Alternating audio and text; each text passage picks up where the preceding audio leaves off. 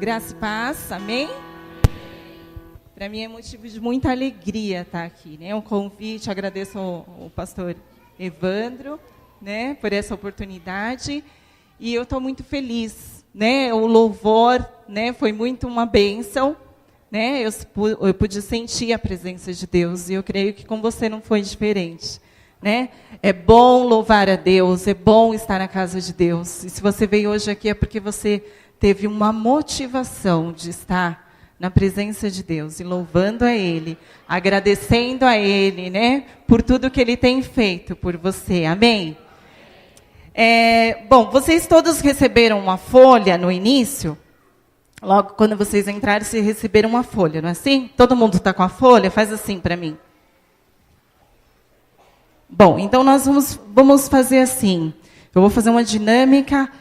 Essa folha, ela representa a sua motivação, tá? Então, a sua motivação, faz assim com a folha. Bem forte. Mais forte. Ela está fazendo o quê? Barulho, não está? Sabe por quê? A nossa motivação, quando nós estamos motivados, nós fazemos barulho. Não é assim? Quando você vai numa festa que você está motivado, o que você faz? Barulho, né? Quando você está numa festa, dançando, cantando, ou louvando a Deus, você faz o quê? Faz assim comigo? Barulho. Quem está motivado, ora. Ora. Porque quem está motivado faz o quê? Barulho. Quem está motivado, canta. Porque quem está motivado faz o quê? Barulho. Uma pessoa motivada, ela é uma pessoa grata, né? É uma pessoa alegre, é uma pessoa perseverante, é uma pessoa feliz. Dá um sorriso para a pessoa que está do seu lado direito. Deu um sorriso? Agora dá um sorriso para a pessoa que está do lado esquerdo. Sabe por que você faz isso? Porque você está motivado. E quem está motivado faz o quê? Barulho, né? E bom estar motivado. E que você hoje saia daqui motivado para uma semana de vitória para a sua vida. Mas aí, o que acontece, querido, com a nossa motivação muitas vezes? Muitas vezes, no decorrer da nossa jornada, nós vamos passando por alguns problemas, crises, né? O pastor já falou um pouquinho aqui sobre a crise. E nós vamos passando por crise conjugal, crise no trabalho, crise emocional, crise financeira. O nosso país está enfrentando uma crise, né? E a palavra mais que nós ouvimos falar hoje é crise. E aí nós vamos passando por muitas situações. E essas situações, faça assim com essa folha, ó. Pode amassar ela bem. Ela nos deixa marcas, né? Perdas. Nós vamos perdendo algumas coisas, sentimos às vezes rejeitado, dor, sofrimento, medo, e nós vamos ficando... Agora você abre de novo essa folha.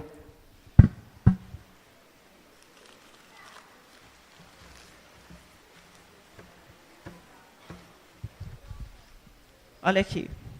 E nós vamos ficando com algumas marcas no decorrer da nossa história, da nossa jornada, da nossa caminhada, e nos deixam marcas. E essas marcas, ela faz a gente perder, sabe o quê? Faz assim agora. Tá o mesmo jeito, o mesmo barulho? Tá um pouco menos, não tá? Com a caminhada, nós vamos perdendo um pouquinho o nosso barulho, a nossa motivação. E motivação é o motivo da minha ação. É o motivo por qual você acorda todos os dias e vai trabalhar. Porque você tem um motivo para fazer isso. O motivo porque você acorda num domingo de manhã e vem aqui e senta aqui para louvar a Deus. Né? É um motivo. Então, motivação é o motivo por qual você decide tomar algumas atitudes, algumas ações. E durante a nossa jornada, a gente vai perdendo um pouquinho da nossa motivação. Porque muitas vezes aí vai desanimando, não se ora mais como orava antes, não canta mais como cantava antes, não festeja mais como festeja antes, e o barulho vai diminuindo, a nossa motivação vai, parece que, perdendo aos poucos a nossa motivação. E quem não está motivado é uma pessoa que se isola, uma pessoa desmotivada, uma pessoa que murmura. Não é verdade? Uma pessoa desmotivada, parece que nada está bom para ela. Uma pessoa desmotivada parece aquela pessoa que tudo parece que acontece só com ela, né? Ela é a única sofredora, ninguém mais sofre, só ela. Porque ela perdeu a motivação, né? Então, mas hoje nós vamos falar sobre crise. Afinal, crise, nós ouvimos, eu ouço isso falar desde que o meu pai sempre falava, olha, tem crise, o mundo tem crise. E nós continuamos ouvindo isso ainda hoje com mais intensidade. Mas, afinal, o que é a crise? Por que os conflitos, os problemas, faz a gente perder a nossa motivação? O que está faltando? Qual que é o segredo disso? Afinal de contas, o que eu faço com a crise? Né? E a crise, afinal, é um perigo ou uma oportunidade? Crise, na verdade, ela sempre vai ser crise, porque crise é conflito. Não é assim? Crise é conflito. E aí tem um versículo, deixa eu ficar aqui para vocês verem. Tem um versículo em Tiago 1, 2 e 4, que fala assim, meus irmãos, tende por motivo de toda alegria o passardes por várias provações. Trocando, porque é sinônimo de crise também, provação. Então, vamos trocar. Meus irmãos, tende por motivo de toda alegria o passardes por várias crises. Engraçado, né? Parece que contraditório. Como que eu vou ficar alegre porque eu estou passando por crise? Se crise é conflito, como que eu posso me alegrar diante dessa situação? E aí, continuando, ele fala, sabendo que a aprovação da vossa fé, uma vez confirmada, produz perseverança. Ora, a perseverança deve ter ação completa. Eu até grifei aqui. Para que sejais perfeitos e íntegros, em nada deficientes. Amém? Então, nós precisamos nos alegrar no momento de crise. Por quê? Sabe por quê? Porque a crise é a melhor coisa que pode acontecer comigo e com você. E com o nosso país. Sabe por quê? Porque se não existisse crise, imagina se todo mundo aqui estivesse tudo bem, tudo tranquilo. Talvez você nem estaria aqui hoje. Talvez você nem estaria sentado aqui para louvar a Deus. Sabe por quê? Porque quando está tudo bem, a gente fica numa zona de conforto. Talvez você veio aqui hoje porque você está passando por uma crise. Eu não sei qual foi o motivo que você teve essa motivação de estar hoje aqui presente. Mas talvez a crise te trouxe talvez até aqui, né? Para buscar em Deus uma resposta, uma solução. Então, nos momentos de crise, nós realmente, é normal a gente sentir medo, né? A gente sentir dor, ficarmos temerosos das situações, não sabemos o que fazer. Porque crise é sinônimo de aflições, de conflitos, medo, agonia, angústia, apuro, dor, provação, risco, carência, instabilidade e desequilíbrio. Tudo isso é sinônimo de crise. Né? E como que eu posso me alegrar diante da crise? Sabe por quê? Por que é a melhor coisa que pode acontecer por nós? Porque é na crise que nós saímos da zona de conforto e entramos numa zona de desafio. Quem não tem desafios vive uma vida monótona, chata, sem novidade. Não é assim? Agora, quem vive uma vida onde tem conflito, vive novidade de vida. Sabe por quê?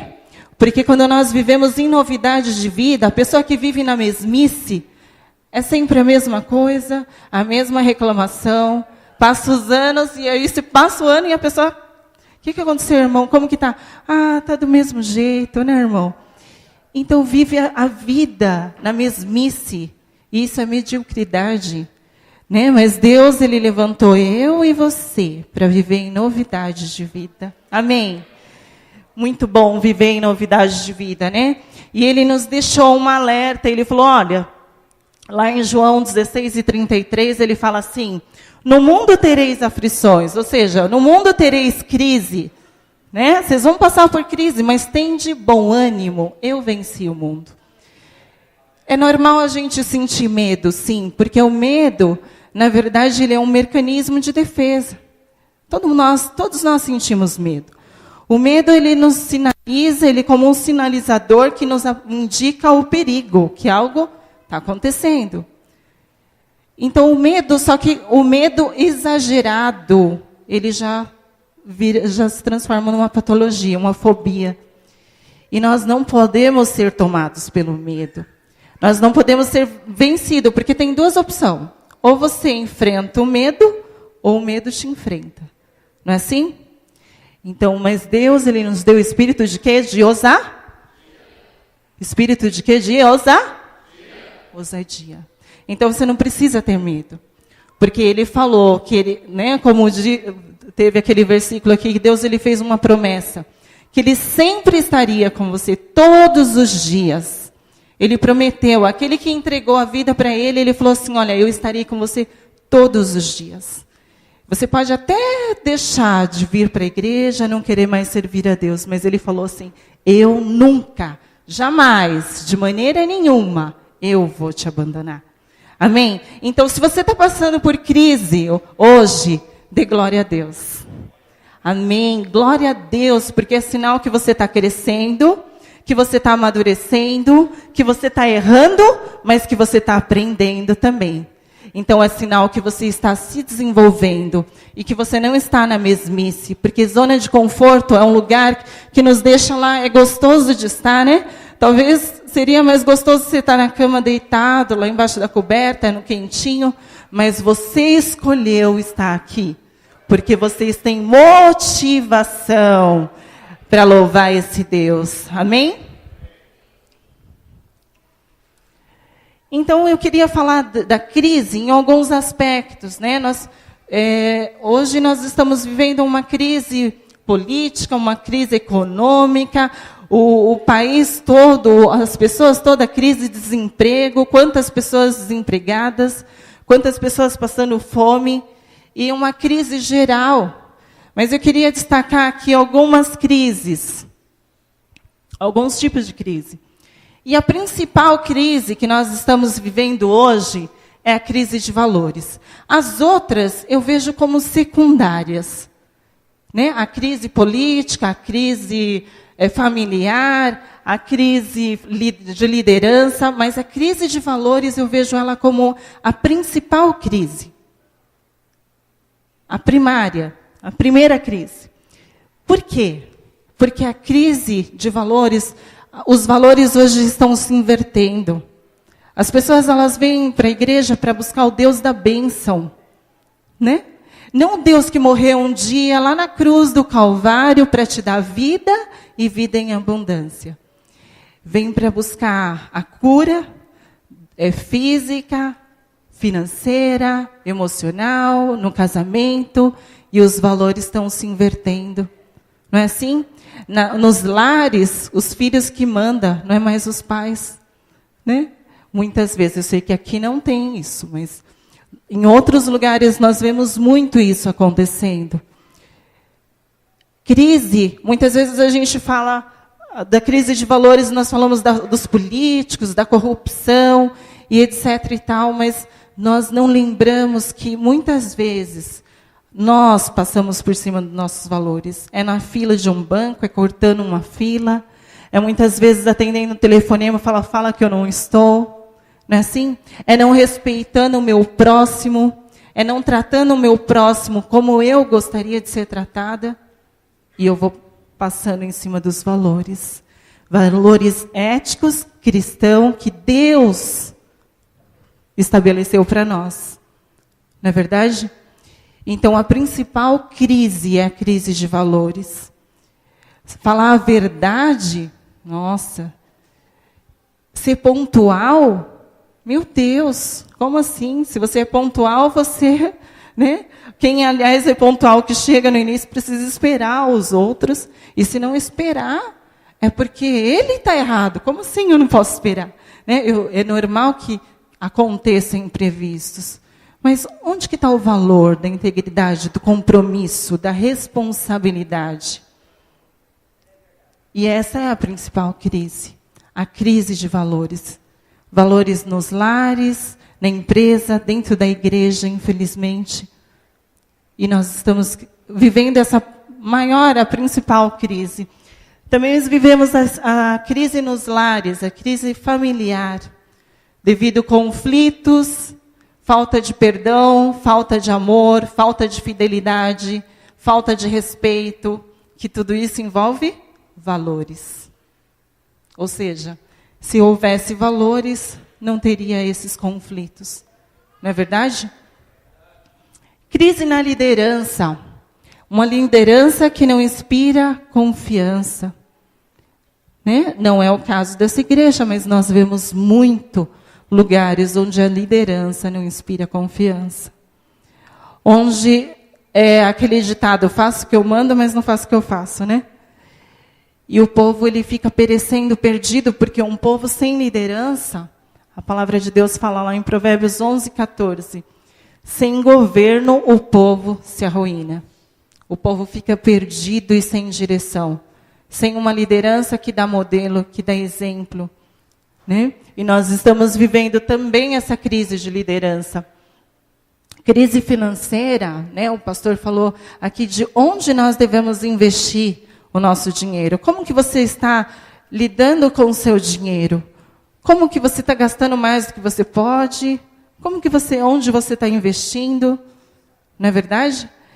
Por quê? Porque se nós não tivermos essa disciplina, as coisas de Deus ela é feita com ordem e decência. Tudo que Deus entregou na sua mão e na minha mão, nós precisamos fazer com ordem e decência. Isso é ética. Valores, volta em valores novamente. Porque nem tudo que eu posso, eu devo, e nem tudo que eu devo, eu posso, eu quero.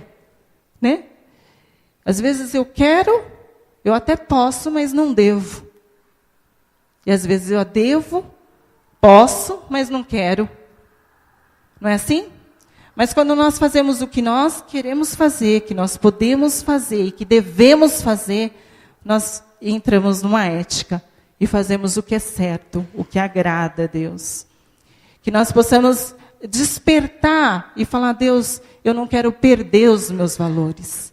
Porque Deus, ele também passou por crise. Ele foi tentado no deserto quando ele estava sozinho. É no momento da crise que a gente se sente só, que às vezes a mulher se sente só, o homem se sente só no casamento, e aí é nesse momento onde ele vai ser tentado a passar por cima da sua ética e dos seus valores, sendo infiel. É no momento de crise financeira que vai vir alguém te oferecer um jeitinho fácil, jeitinho brasileiro, de ganhar dinheiro fácil. Não é assim? É nesse momento que você vai ser tentado, e aí onde você vai poder mostrar realmente o seu caráter e o seu valor. Nós temos valor em Cristo Jesus. Né? Nós somos abençoados, porque nós somos separados, escolhidos, para servir e para cumprir uma missão. Eu fico muito feliz quando eu tenho uma oportunidade dessas, porque estar aqui hoje, falar... Aqui eu estou cumprindo a minha missão. Eu fico feliz em saber que eu posso, que eu estou fazendo, eu posso chegar no final e fazer como o apóstolo Paulo, combati o bom combate, completei a carreira e guardei a fé. Olha que coisa linda, não perca a sua fé.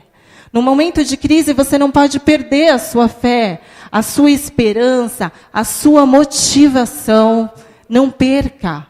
Continue, persevere, e você vai, com certeza, você já é mais que vencedor. Porque ser vencedor é bom, né?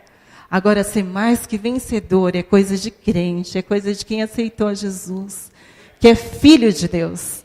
E isso é muito bom.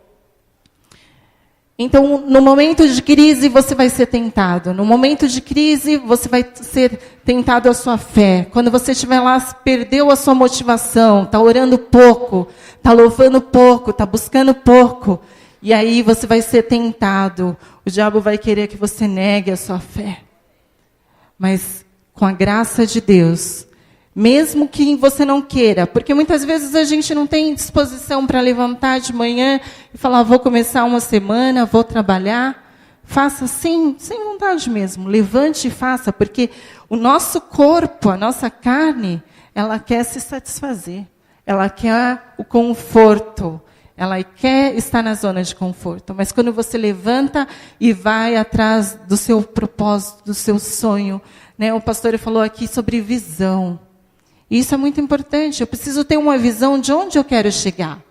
Por que eu estou aqui? Não é apenas por acaso, porque tem um propósito. Eu sei onde eu quero chegar. E quando nós temos essa visão, aí fica mais fácil. Né? Quando nós vamos montar um quebra-cabeça, quem já montou quebra-cabeça aqui? Já montou? Quando você tem a visão da imagem lá do desenho, fica mais fácil montar? Fica, não fica? Quando você não tem, fica fácil? Não. Porque quando você não tem visão de onde você quer chegar, de qual o seu objetivo, você se sente perdido. E você vai jogando lá, pecinhas aqui, aqui, aqui, e parece que nunca nada dá certo. E você perde a sua motivação. Mas hoje, além dessas crises, o que eu quero falar, a principal crise que nós estamos vivendo. E essa é desde lá do início, desde a criação. Né? A principal crise é a crise pessoal, a crise interna. Né? A crise interna. Nós, muitas vezes, já ouviu alguém falar assim, poxa, eu nem sei por que eu estou aqui. Né? O que eu estou fazendo aqui? E é uma crise existencial. Para onde que eu vou? O que eu estou fazendo aqui? Trabalha para ganhar dinheiro, para pagar as contas. E não tem motivação naquilo que faz. E nós precisamos fazer tudo com muita motivação. O meu trabalho, o que eu faço, o que eu tenho, tem que ser para a glória de Deus. Tem que ser para louvar o nome de Deus. Eu preciso estar motivado, eu preciso chegar aqui e falar assim, poxa, glória a Deus, porque Deus, Ele te deu condições físicas, Ele te deu saúde, Ele te deu uma profissão, Ele te deu uma família, Ele te deu uma casa, Ele te deu irmãos em Cristo, para que você tivesse motivação para levar a palavra dEle a toda criatura. Então, nós fomos escolhidos, amém? Fomos escolhidos para fazer a diferença. E se nós não temos essa comunhão com Deus, essa plena comunhão, intimidade com Deus, nós sentimos vazio. Porque muitas vezes as pessoas elas buscam em casa, buscam no casamento, buscam na profissão, preencher o vazio do coração. Fala assim, nossa, quando eu casar, que Deus me dá aquela mulher abençoada, né, Sérgio? Eu vou ser feliz. Quando eu casar, quando eu ter aquela profissão, eu vou ser feliz. Nossa, quando eu tiver aquele cargo na igreja, eu vou ser feliz. E aí conquista as coisas, mas o vazio continua. Sabe por quê? Porque Deus é que preenche o vazio do nosso coração. Não tem outra fórmula. Né? É apenas essa, a única maneira de você ser saciado e completo é quando você tem comunhão com Deus. Então, o homem sem Deus, ele é um homem vazio. Né? Ele se perde na jornada e ele não sabe mais quem é ele. E muitas vezes nós nos sentimos assim. Sabe aquela tristeza que vem e você fala, não sei por que eu estou triste? Está tudo bem, não está me faltando nada e eu estou triste. É porque algo está mexendo, é um conflito interno. Nós passamos muitas vezes, fazemos faculdade, 5 anos, estudamos, fazemos isso, e nos aprimoramos para aprender algumas coisas, levamos anos para aprender algumas coisas.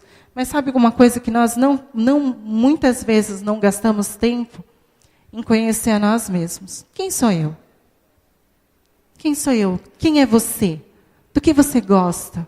Para onde você vai? Por que você está aqui? E muitas vezes nós não fazemos essas perguntas. E vamos levando a vida. E a palavra de Deus fala assim, examine o homem a si mesmo. O que é examinar? Quando você vai no médico fazer exame, o que ele faz? Manda dar um check-up, né? Manda fazer uma bateria de exames para ver como você está. Porque ele está ali, ele está examinando para te dar um diagnóstico, para saber o que você tem. E você, tem olhado para você e se examinado? Como está a sua vida? Tem feito isso? Então, nós precisamos fazer isso, porque se nós não fizermos isso, nós vamos cada dia mais viver uma crise existencial, uma crise pessoal. E hoje, o mundo, as pessoas estão doentes. Eu atendo no consultório, eu nunca vi tanta gente doente, com fobia, com depressão, porque estão vazias sem Deus. Isso é triste. Mas nós podemos nos alegrar, porque nós fomos separados para levar, né, aos cativos e oprimidos de coração, uma palavra de ânimo, né, uma palavra de motivação.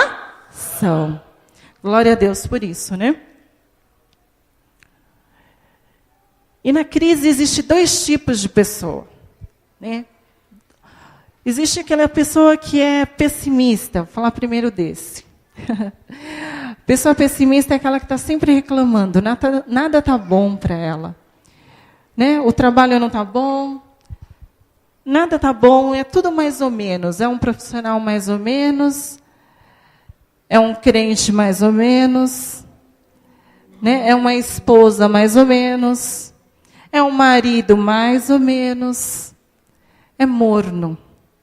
É uma pessoa morna, é aquela pessoa que faz apenas o possível. Vocês já ouviram falar da síndrome do possível? A síndrome do possível é assim. Aí o pastor delega lá uma tarefa, algum trabalho para alguém fazer. Olha para o pastor, Evandro, eu vou fazer o possível. Não é assim? Vou fazer o possível. Mas sabe o que é fazer o possível? Eu faço o possível. As pessoas que fazem o possível são pessoas que não têm capricho. É aquelas pessoas que, podendo fazer o seu melhor, faz apenas o possível. Aquela que faz assim, não tenho muito recurso, né? Foi o que deu para fazer, pastor, olha. Né? Aí lá no seu trabalho, é o que deu para fazer. São as pessoas medíocres, mornas. Na palavra de Deus, lá em Apocalipse 3, 15 e 16, fala assim: conheço as tuas obras, que nem és frio, nem quente. Quem deras fosse frio ou quente, assim, porque és morno e nem és quente nem frio, estou a ponto de vomitar-te da minha boca. Olha que triste, Deus, Ele não quer ninguém morno. Ele não quer que você seja um crente mais ou menos. Ele não quer que você seja um profissional mais ou menos. Ele não quer que você seja um pai mais ou menos, uma mãe mais ou menos. Ele quer que você seja o melhor. Glória a Deus por isso. Ele quer que você faça o melhor e não só o seu possível. Porque fazer o possível é falta de capricho. É fazer de qualquer maneira, é fazer o que dá. Mas existe uma pessoa que é otimista. Aquela pessoa que está passando pela crise, mas como diz o louvor, ela dá glória a Deus. Ela glorifica, ela agradece. Uma pessoa otimista é uma pessoa grata. Ela enxerga no outro as qualidades. Né?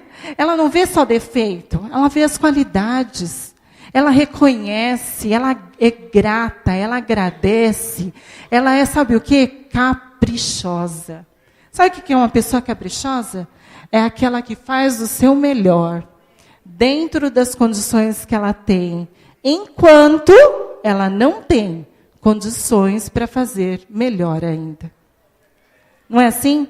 Porque às vezes nós estamos, o espaço é pequeno, não dá ainda, e fica colocando um monte de empecilho. O pessimista é assim, não é? Coloca um monte de empecilho, mas o otimista fala assim, olha, está começando assim, mas daqui a pouco vai aumentar. Daqui a pouco a gente vai ter que ir para um lugar maior. Daqui um pouco as coisas vão passar, porque a crise passa. Você pode ficar triste, porque nós somos humanos e a palavra de Deus fala que nós passamos por tribulações, nós passamos por tristeza. E se permita, sim, ter momentos de tristeza, porque somos humanos.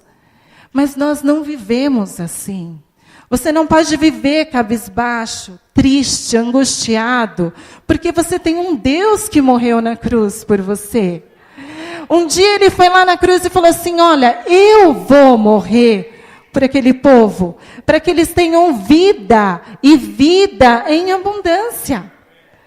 Então você é importante, você é especial, você tem capacidade, Deus te dotou de sabedoria, de inteligência, não é assim? Então você pode e deve estar motivado. A nossa motivação maior, sabe qual que deve ser? É um motivo de eu adorar a Deus apenas pelo que Ele já fez. Se Ele não fizer mais nada para nós, ainda assim, Ele vai ser digno de todo louvor e de toda adoração. Amém? Jó, eu vou dar um exemplo aqui rápido sobre Jó.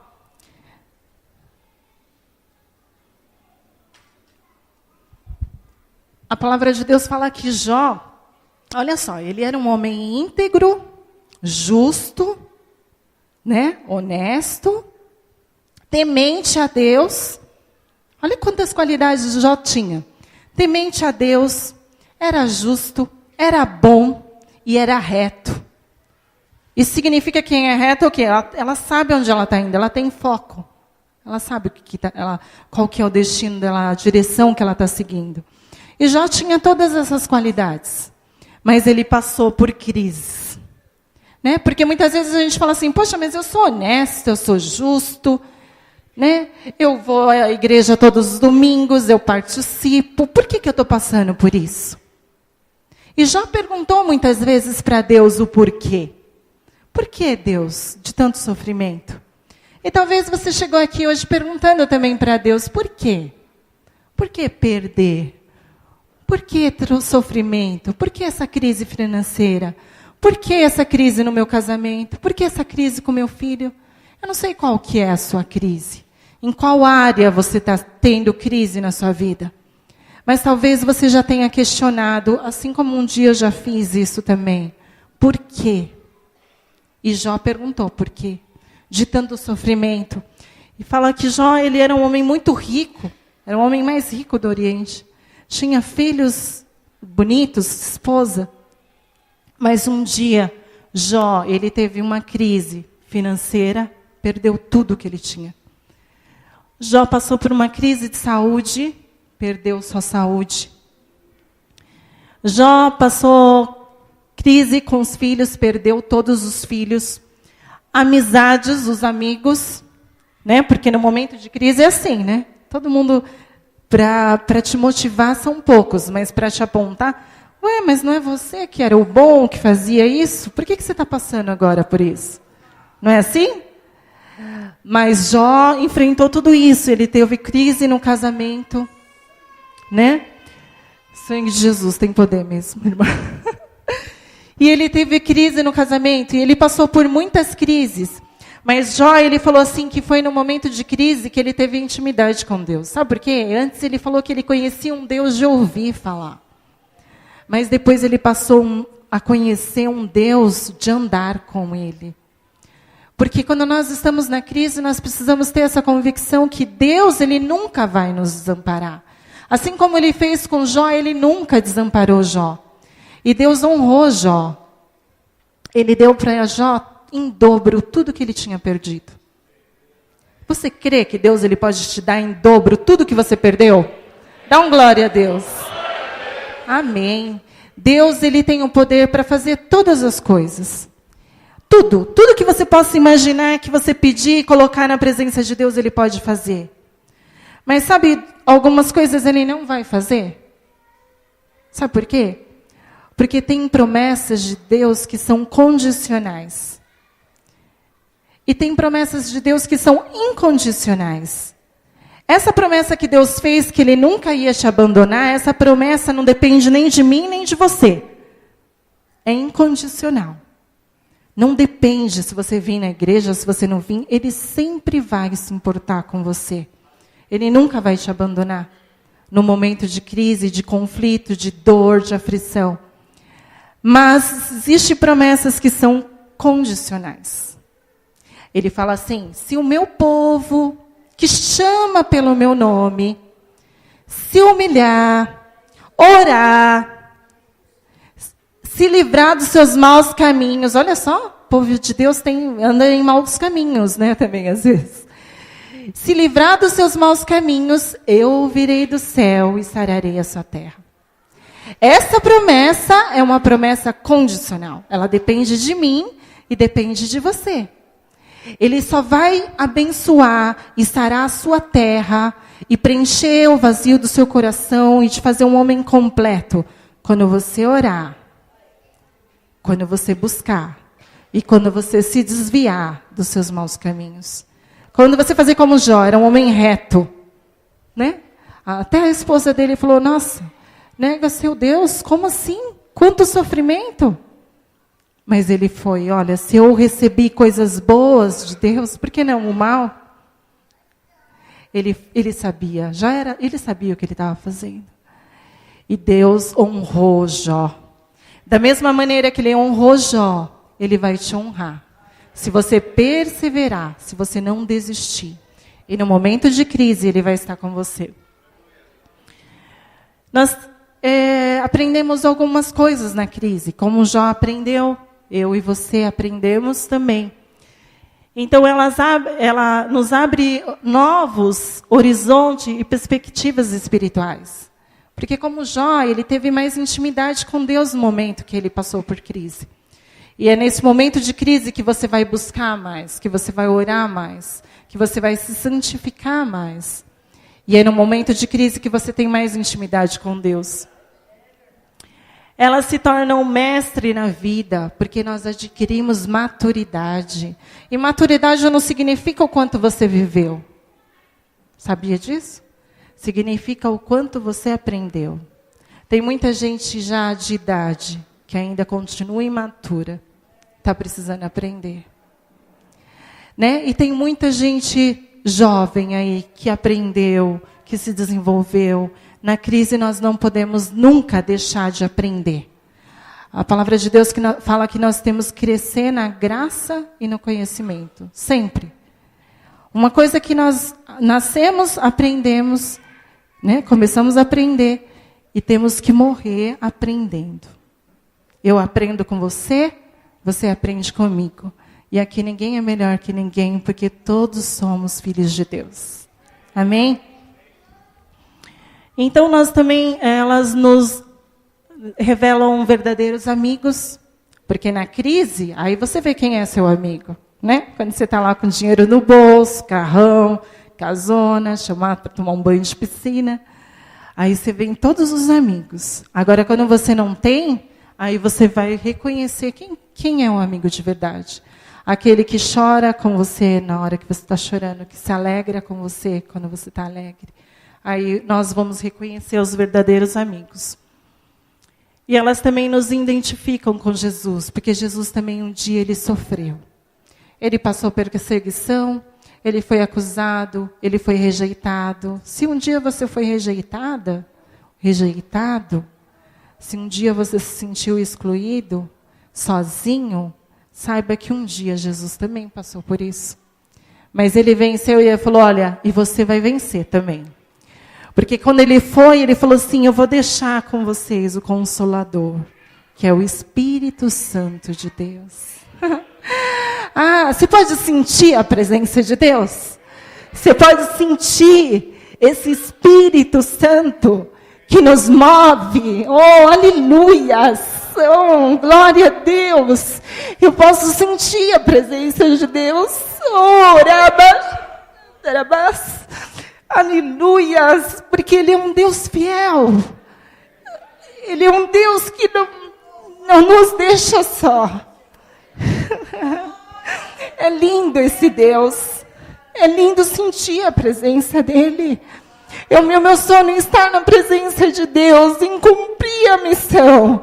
E o chamado que Ele nos propôs, que Ele me propôs a mim e a você, porque não tem coisa melhor do que estar na presença de Deus.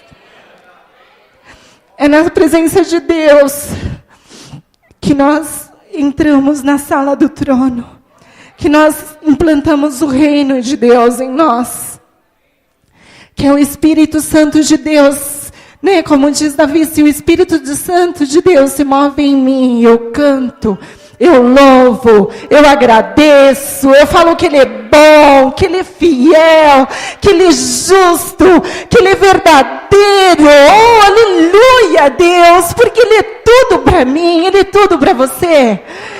Ele é tudo para você, Ele é a tua esperança, Ele é o teu socorro presente no dia da tua angústia, no dia que você fala assim, Deus, eu estou no meu limite, não dá mais.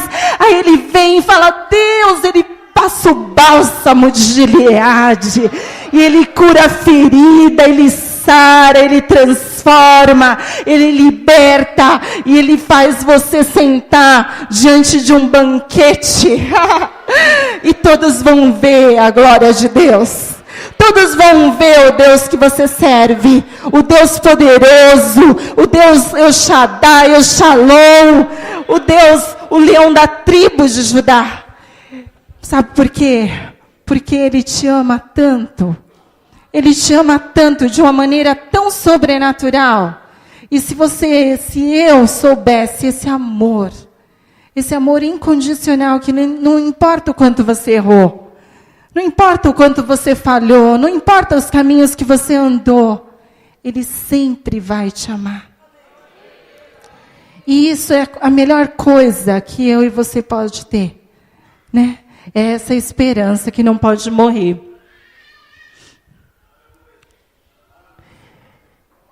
Lá em Filipenses 4, 11 e 13 fala assim: digo isso, não por causa da pobreza, porque aprendi a viver contente em toda e qualquer situação. Vocês têm aprendido isso?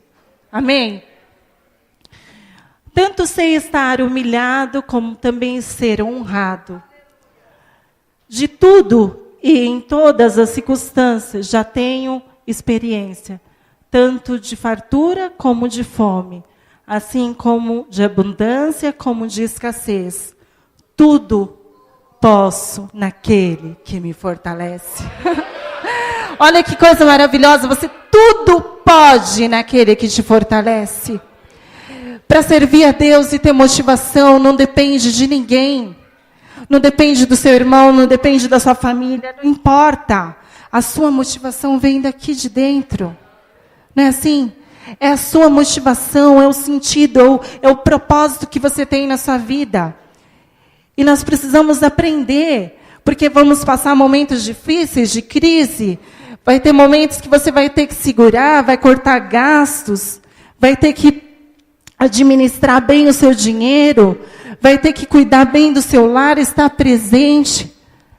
Mas Deus, você tudo pode naquele que te fortalece. Deus, Ele está com você, né? E com Cristo no barco tudo vai bem. Amém? Então, eu já estou encerrando, tá?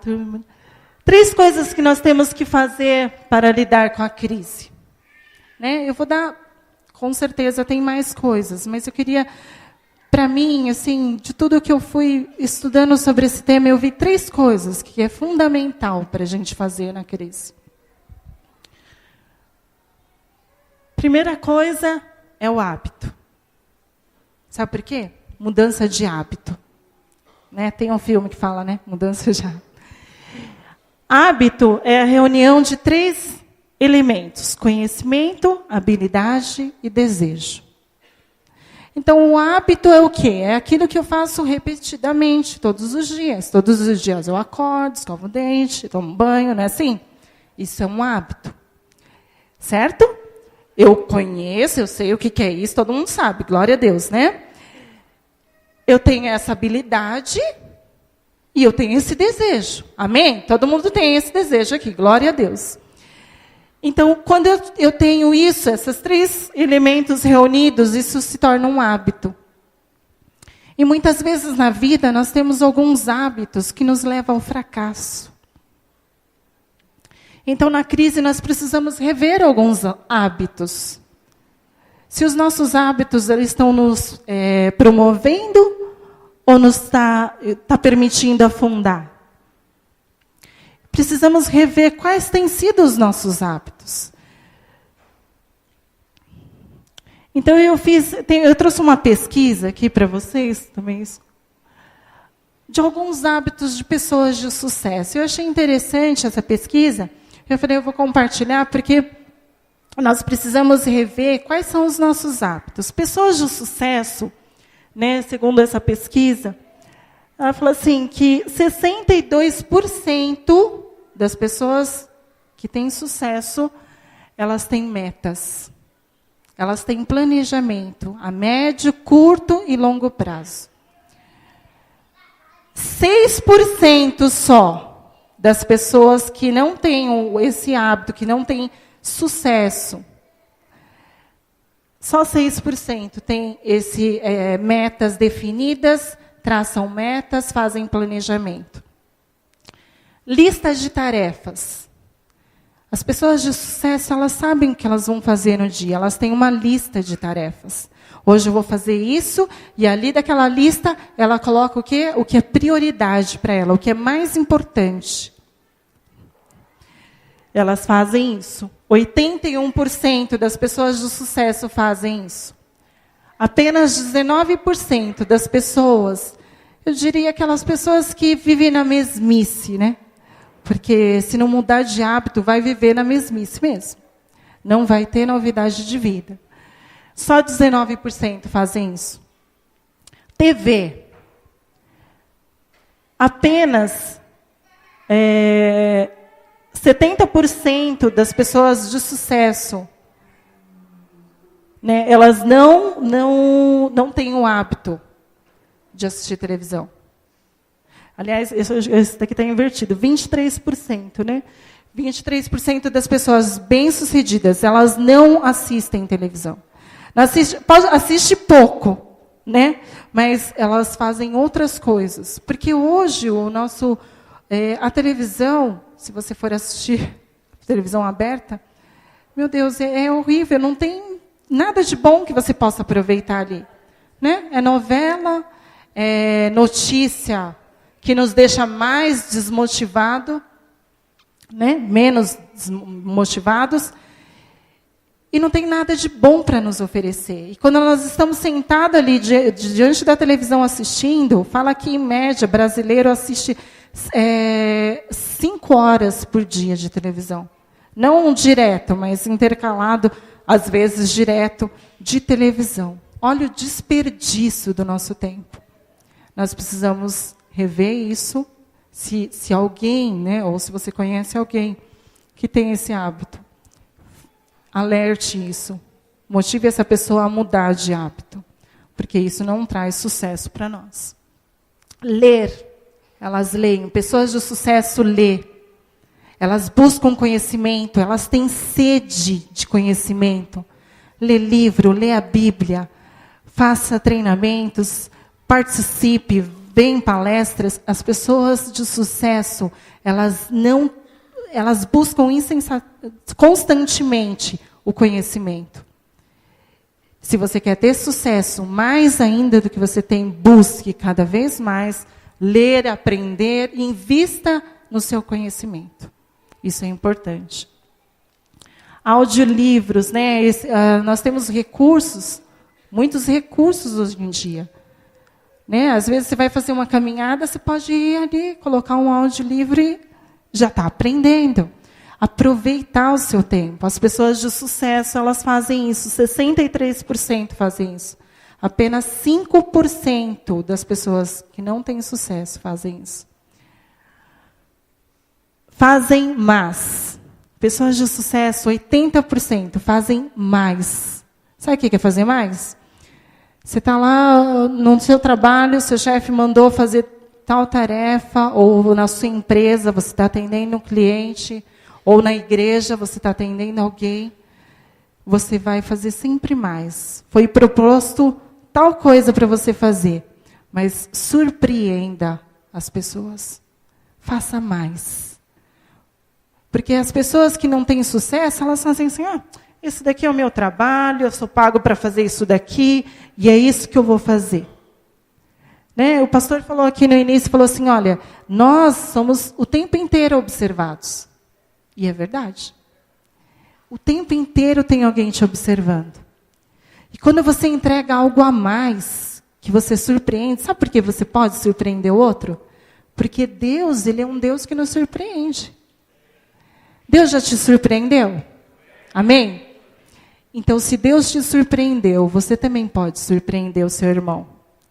Você pode surpreender os seus clientes. Você pode surpreender a sua esposa. Você pode surpreender o seu marido. Você pode surpreender os seus filhos. Você pode surpreender, faça mais. Quando você está fazendo a mais, não pense que você está fazendo para o outro.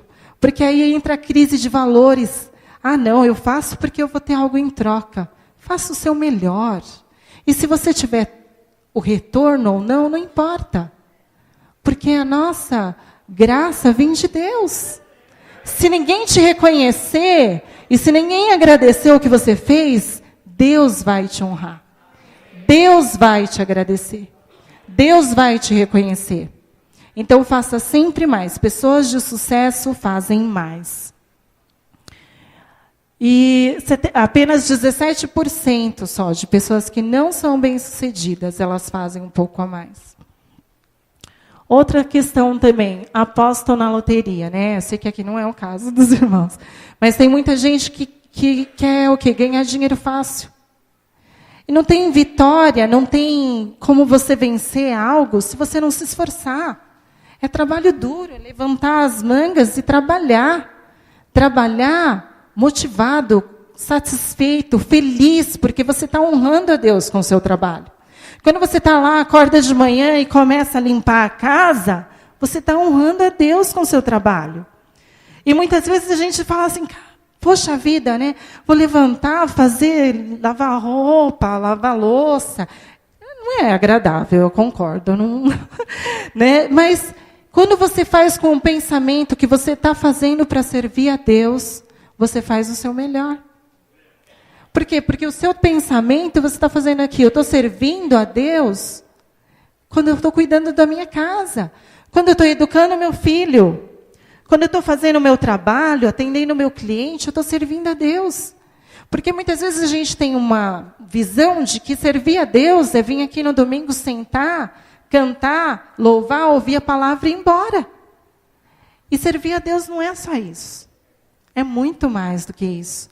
Servir a Deus é você fazer o seu melhor com capricho em tudo que você for fazer. Tudo que Ele colocar nas suas mãos, faça o melhor. Faça mais, faça além. E você vai ser uma pessoa de sucesso. Amém? Saúde. Né, o último aqui. Saúde. 60% das pessoas de sucesso cuidam da sua saúde. Nós temos que, né, infelizmente, o brasileiro ele não tem a mania de prevenção. Né? Nós vamos ao médico quando nós já estamos doentes. Nós colocamos seguro no carro quando acontece de alguém ter sido, né, algum assalto, roubou o carro, aí procura o seguro. Aí chega o último dia, eu tenho que entregar o trabalho, aí eu vou começar a fazer o meu trabalho um dia antes. E isso é falta de prevenção. Eu preciso cuidar da minha saúde. Para mim servir a Deus com alegria, com disposição, eu preciso estar bem, fisicamente, mentalmente. Eu preciso estar bem. Porque você é o quê? Templo do Espírito Santo. Então, se você é templo do Espírito Santo de Deus, cuide do seu templo. Cuide não só na sua mente, mas do seu corpo. Que você tenha todos os cuidados e sirva a Deus com o seu melhor. Amém? Tem uma frase de Mário Sérgio Cortella, ele é um ex-ministro da Educação, e eu gostei muito dessa frase, queria compartilhar com vocês. Mudar é complicado. Acomodar é perecer. Toda mudança é complicado. Não é fácil. Mudar hábito é difícil. Mas nós precisamos fazer todos os dias um passo de cada vez, um passo de cada vez.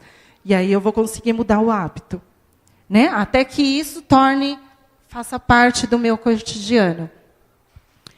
Então eu preciso de mudar, dar um passo todos os dias. Né? A palavra de Deus fala que a fé sem obras é morta. Não adianta eu querer. Né? Tem lá no hábito querer. Eu posso até querer. Eu quero servir a Deus, eu quero ajudar na igreja, eu quero arrumar um bom emprego, eu quero isso, eu quero aquilo.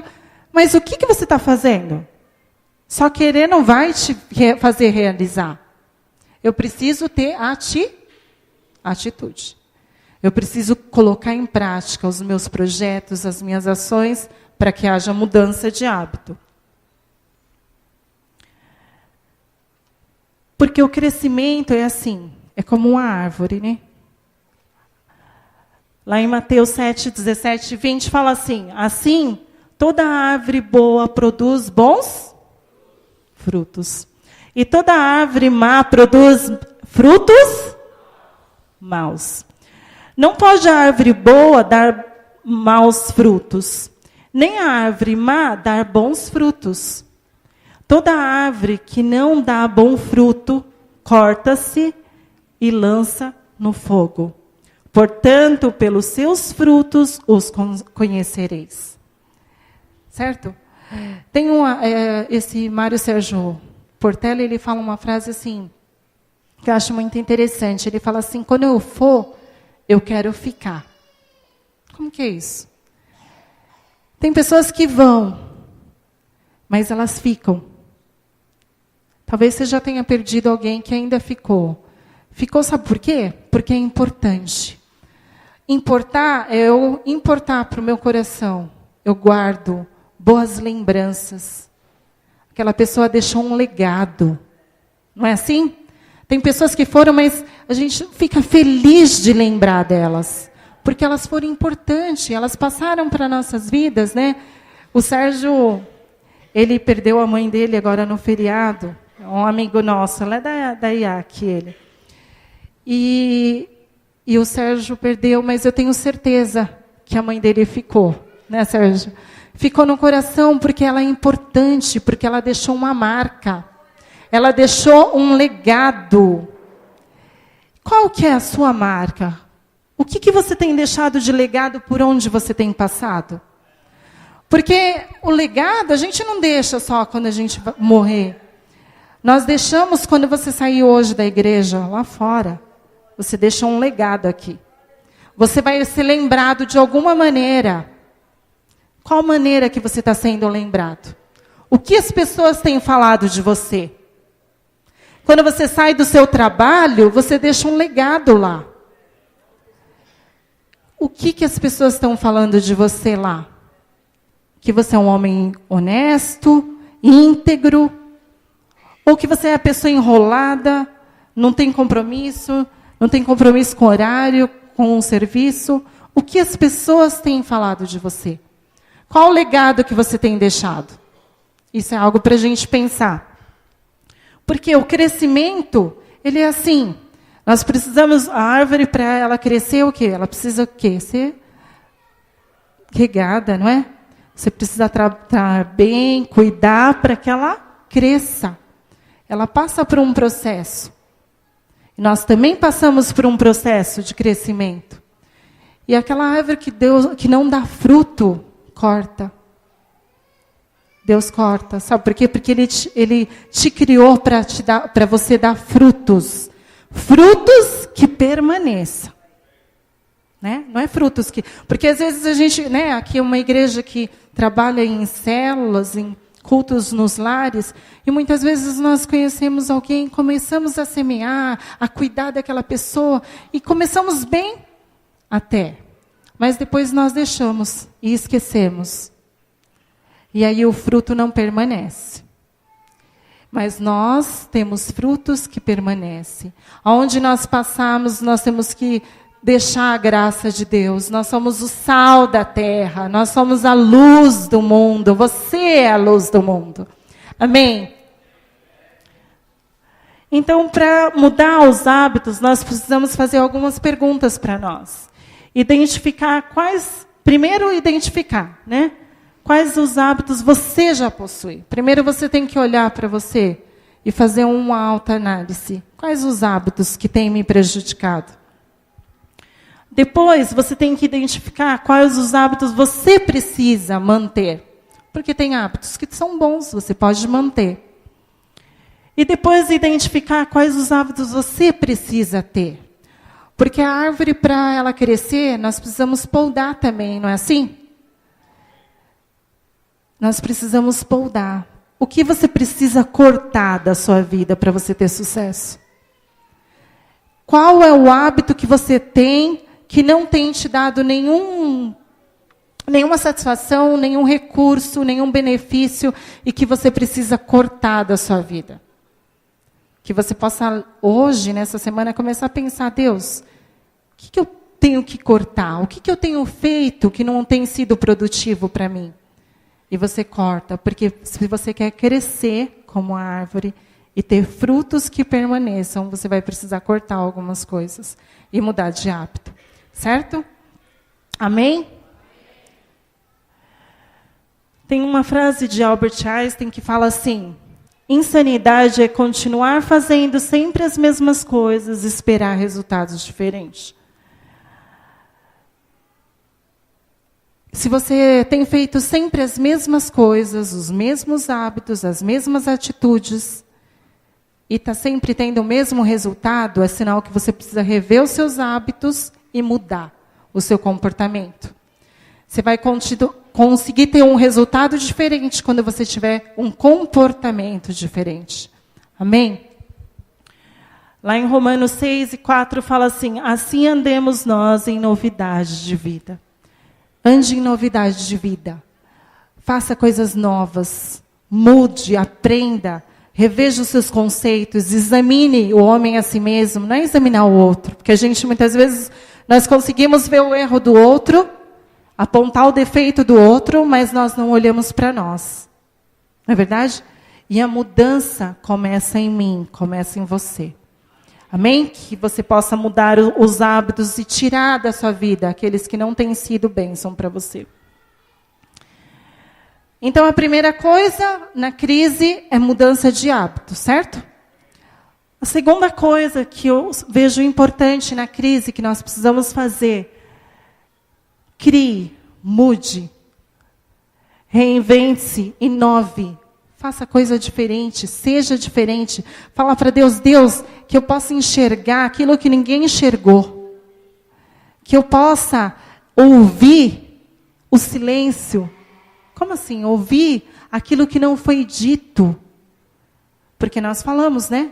Com o nosso gesto, com o nosso semblante. E muitas vezes a pessoa do seu lado, ela está te passando uma informação e você não está percebendo. Ela está gritando, literalmente, do seu lado e você não está percebendo. Então, uma pessoa que quer passar pela crise, ela precisa criar, ela precisa observar, ela precisa inovar. Eu trouxe essa palavra aqui de Gênesis porque eu vejo assim, Deus, ele é um Deus tão maravilhoso. Ele criou, ele é um Deus que ele teve uma imaginação tão maravilhosa. Imagina Deus antes de ele te criar. Ele deve ter pensado, eu vou criar um ser que vai ser a minha imagem e semelhança. Eu vou dotar esse ser de capacidade, de inteligência. Ele vai ser assim, assim. E ele deu detalhes, porque Deus ele te conhece em detalhes. Então imagina isso, ele imaginou tudo isso para criar. E depois que ele criou, o que ele fez? Ele olhou e falou que era bom. Então Deus ele usa a imaginação.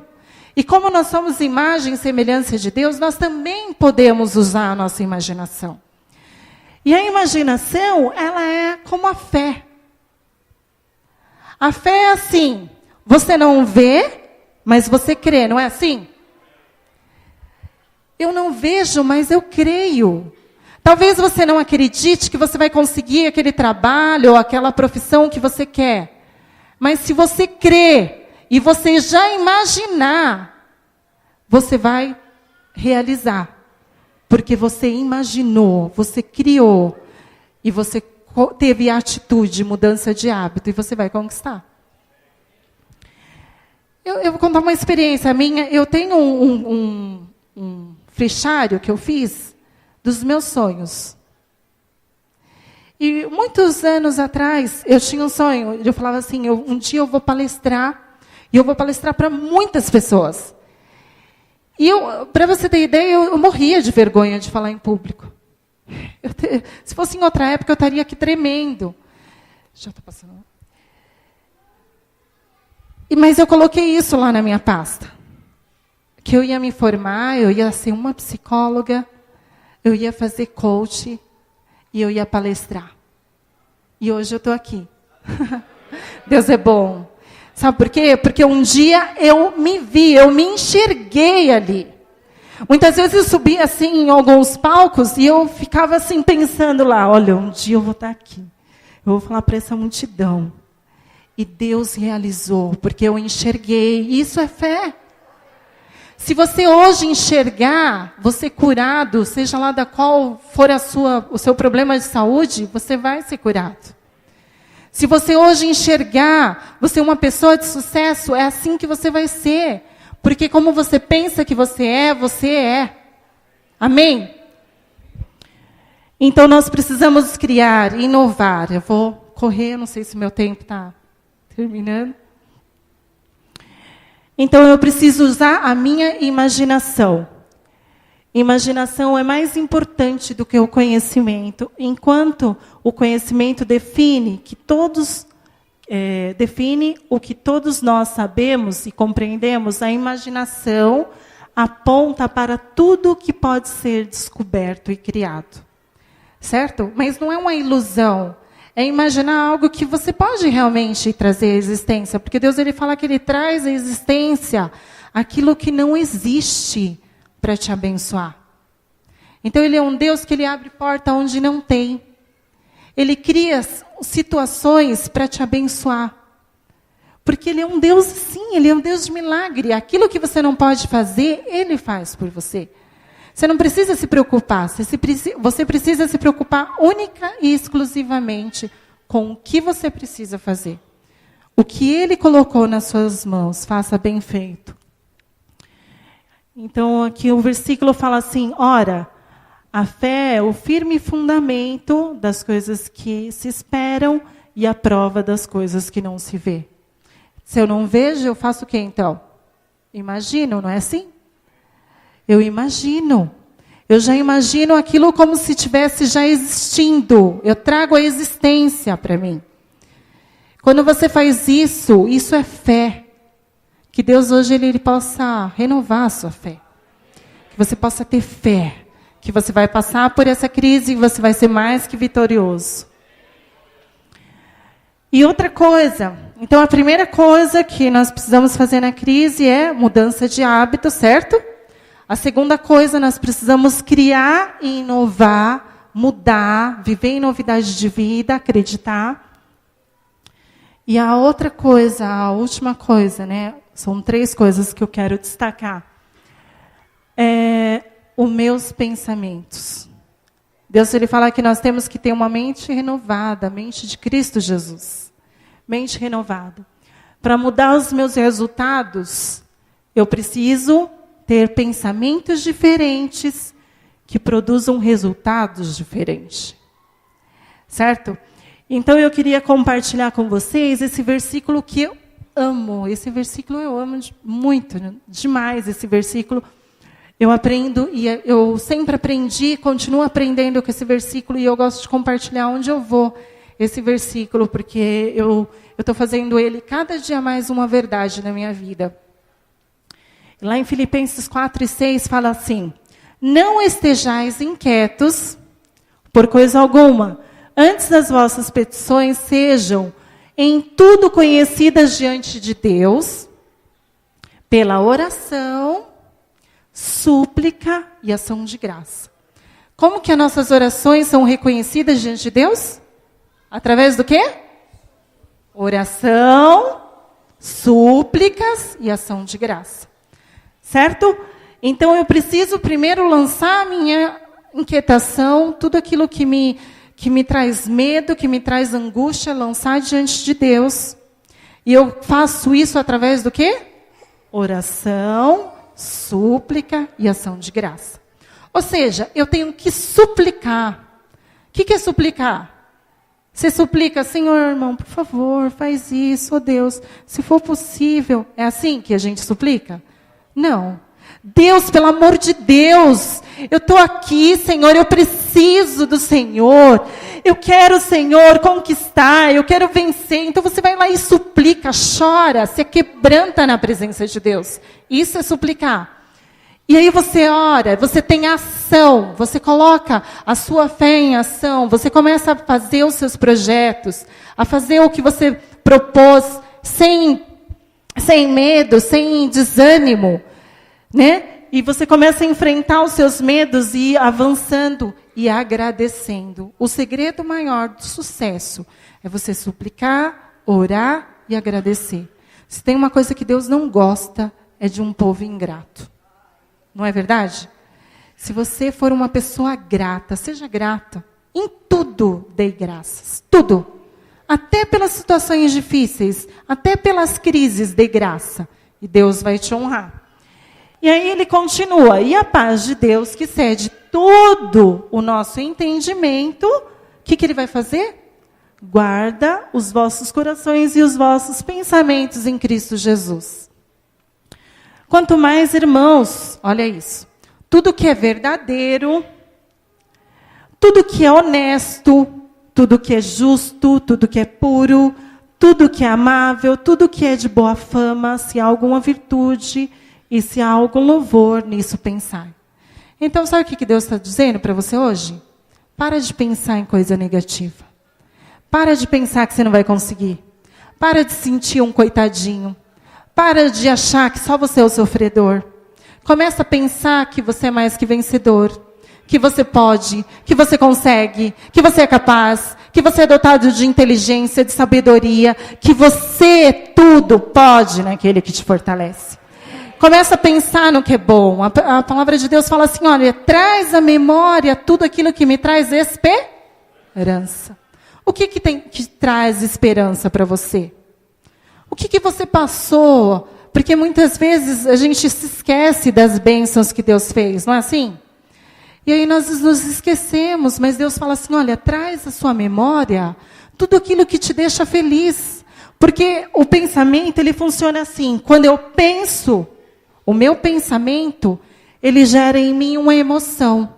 Se eu estou pensando que eu sou vencedor, que eu vou conseguir, eu vou ter uma emoção positiva. Eu vou ficar animada, vou ficar feliz. Se eu pensar que eu sou um derrotado, que eu sou um coitadinho, qual que vai ser a minha emoção? Triste, não é assim? E as minhas emoções influenciam nas minhas ações. Certo? Se eu não penso em coisas boas, eu tenho uma emoção negativa, uma ação negativa e um resultado negativo. Se eu penso em algo que é bom, eu tenho uma ação, uma emoção positiva, uma ação positiva e um resultado positivo. Então eu aprendi com esse versículo que todas as vezes que vem algum momento que vem querer me tirar do foco e não cumprir a minha missão, eu começo a pensar no que é bom, no que é amável, no que Deus tem feito na minha vida. Eu começo a trazer à lembrança isso, eu começo a agradecer, a sorrir, a cantar, e Deus começa a trabalhar e trazer à existência aquilo que não existe para me abençoar e para te abençoar. Amém? Então, toda crise é resultado, antes de tudo, de uma forma de pensar. A primeira coisa que nós temos que fazer é mudar o nosso pensamento, é renovar o nosso pensamento em Cristo Jesus. Se você tiver uma mente de derrotado, é assim que você vai ser. Se você tiver uma mente de vencedor, é assim que você vai ser. E a escolha é sua. Tá? Então, vou explicar rapidinho como que funciona isso daqui. A matriz da formação de crenças. Nós temos crenças, né? Nós cremos em Cristo Jesus, nós temos isso muito firmado, fundamentado, porque um dia nós sabemos que Ele morreu por nós. Então essa veio o quê? Da comunicação, certo? Seja ela fisiológica ou linguagem, nós recebemos comunicação, certo? Desde a nossa infância, a gente vai adquirindo essa comunicação e vamos aprendendo, e através dessa comunicação nós vamos tendo um pensamento. Se eu falar para vocês agora, não pense, ninguém aqui, não pense num carro amarelo. Todo mundo pensou, né? Não é assim? Sabe por quê? Por que você pensou? Porque você já viu isso. Você já teve essa comunicação. Isso está registrado, consciente ou inconscientemente, está lá na sua memória. Então, quando está lá na sua memória, e alguém trazer isso, então você vai lembrar. Isso vai gerar o quê? Um pensamento, certo? Um pensamento. E esse pensamento gera um sentimento. E esse sentimento vai gerar uma crença, certo? Por que você acredita em Deus? Porque um dia alguém chegou e falou, olha, Jesus morreu na cruz, Ele te pagou um alto preço, e todos os dias você foi ouvindo isso, ouvindo, e hoje você crê. Isso virou uma crença para você. Porque alguém chegou e comunicou. A mesma forma, nós temos crenças possibilitadoras e temos crenças limitadoras. Tem crenças que me fazem ter possibilidades. Essa crença de você crer em Deus, ela te leva ao quê? Em caminho à eternidade, a uma vida de paz, de gozo, de esperança. Mas tem algumas crenças que nos limitam, nos paralisam. E essas crenças geram um resultado, e aí fica esse ciclo. Então, tem algumas crenças, uma pergunta que eu faço para você. As suas crenças, elas têm te ajudado ou não? Né? Suas crenças estão ajudando ou estão te atrapalhando? Porque muitas vezes as pessoas têm assim, tudo é mais difícil para mim. Alguém já pensou isso? Parece que tudo é mais difícil. Se você tem a crença que tudo é difícil para você, é assim que vai ser. Né? É uma crença que limita, que te impede. Às vezes você pode até conseguir, mas se você está com esse pensamento, você não consegue. Não sirvo para nada, não consigo, sou fraco, nunca dá certo. E aí nós temos uma mania de generalizar. Isso daqui nunca dá certo mesmo. Esse menino nunca tem jeito. Isso daqui nem pensar. Sempre é assim para mim. E a gente generaliza. E isso está na nossa mente. E se está aqui, então você vai ter um comportamento, vai ter uma ação, vai ter uma emoção de tristeza, de fracassado. E qual é a emoção, qual o resultado que você quer para a sua vida? Você pode pensar que os seus resultados, em qualquer área da sua vida, financeira, saúde, espiritual, seja lá em qualquer área, se foi bom ou ruim, são resultados do seu comportamento, das suas ações. Ninguém mais é culpado por isso. Só você. Você que tem que mudar. Você que tem que rever o que você está fazendo de errado. O que você está pensando. Então, nós precisamos renovar o nosso pensamento. E resumindo, são essas 3 coisas. Talvez hoje você vá embora aqui e não vai lembrar de tudo que foi dito. Mas eu gostaria que você gravasse aí na sua memória 3 coisas importantes que você pode e deve começar a fazer. Se você já tem feito isso, glória a Deus por isso. Continue fazendo. Se você já é uma pessoa de sucesso, eu creio, amém. Glória a Deus pela sua vida. Mas se você vê que algumas coisas ainda precisam mudar, eu quero frisar essas 3 coisas. Mude seu ato, sua atitude, seu hábito. Crie, inove, faça mais do que você costuma fazer. Surpreenda as pessoas e gerencie os seus pensamentos. Pense em tudo que é bom, tudo que é amável, tudo que agrada a Deus. E que essa semana seja uma semana assim tão abençoada, mas tão abençoada, que aí você vai pegar essa folha e quando você lembrar que o barulhinho aqui, olha, que você está perdendo a motivação, você vai orar, vai falar, Deus, me traz a esperança, me traz a lembrança, todas as memórias que me traz a esperança. Aí você vai falar, Deus, eu creio, Senhor, porque a tua palavra, ela fala que eu sou mais que vencedor. E se ela fala isso, é porque eu sou e eu creio nisso. Renove os seus pensamentos, mude e Deus vai te abençoar. Você vai ser mais que vencedor, uma pessoa de sucesso. É isso que eu profetizo sobre essa vida. Amém? Glória a Deus.